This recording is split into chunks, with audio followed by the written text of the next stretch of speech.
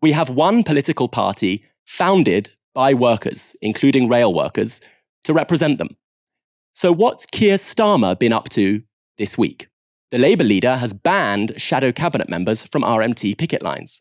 As the Huffington Post reports, an email from Keir Starmer's office to shadow cabinet members inviting them to a Zoom meeting on the strike said, "We do not want to see these strikes go ahead with the resulting disruption to the public."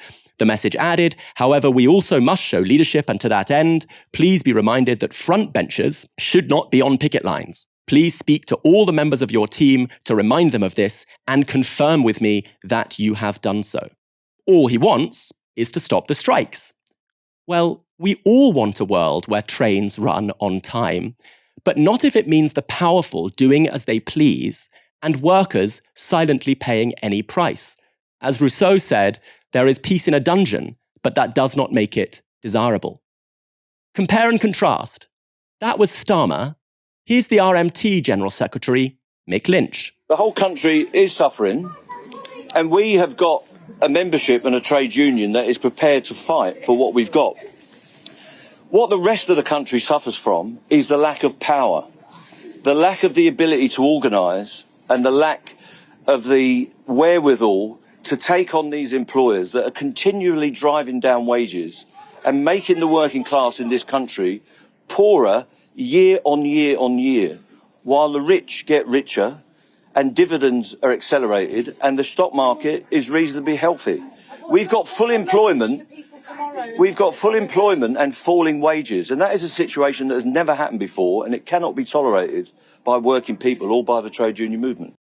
It's striking here that Lynch is talking about power. Most of our lives, we live dependent on the will of others, bosses and states and the impersonal whims of the market. In a strike, for just a moment, workers take back control. A whole social order that relies on its underlings producing wealth they don't control is suddenly a bit more transparent when those workers flex their power. So this is not just about inequality, it's about freedom. Will we be slaves to a world not built for us, or will we build a world where we can flourish? Keir Starmer's politics are utterly different. He worries about any association with this strike because he sees politics in conventional terms, different interest groups battling for themselves, with the nation and the state as the things that bring us all together. As prices began to rise, Starmer banned his own employment spokesperson from supporting a £15 an hour minimum wage, so that spokesperson had to resign. As the Tories cut benefits and send refugees to Rwanda, Starmer cannot promise to reverse either policy. And now, when workers get poorer and fight back, he won't even stand next to them in a line.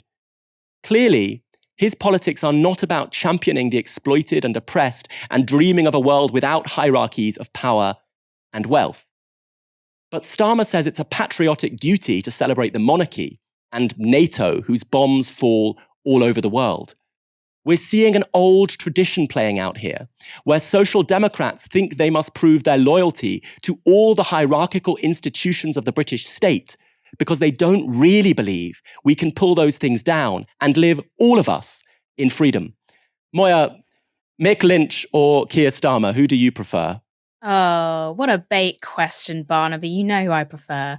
I don't even know if it's fair to call Keir Starmer a social democrat, given he's so far to the right. I don't even think he warrants that name. Obviously, I would prefer Mick Lynch. He is the representation of, thousands of voices who are also fantastic. And the reason that he's sticking out so much is because there just doesn't seem to be anyone like him within our parliamentary system or within our mainstream media system. But the people who come from the same backgrounds as Mick Lynch, who are allowed into those spaces, are quickly institutionalized, or as Keir Starmer has done, bend themselves to succeed within the confines of those systems. It's difficult to imagine a future where you say, I want Mick Lynch to be the leader of the Labour Party, but do we actually want that? Or do we want this grassroots movement to make something like the Labour Party obsolete? I would love the Labour Party to go out of business at this stage, because I think it is an unredeemable organ of the state, to be honest. It's certainly notable that every time people despair of total defeat as they did after Corbyn's defeat on the British left. Actually, we're in a period now where people are angry, and even if they don't have political representation for their anger, there are enough people who want to fight and who will find ways of doing so. I remember in what Moya said, those old warnings of Ralph Miliband back in the 1970s, that if you are a socialist in the Labour Party, you are having to deal inside an enemy institution full of your enemies. What we draw from that, I'll leave other people to conclude. All of us here at Novara Media are working harder than ever to keep scrutinising establishment politicians and the media barons who protect them. We don't have billionaire funders. We don't have advertising partnerships. We're funded entirely by you.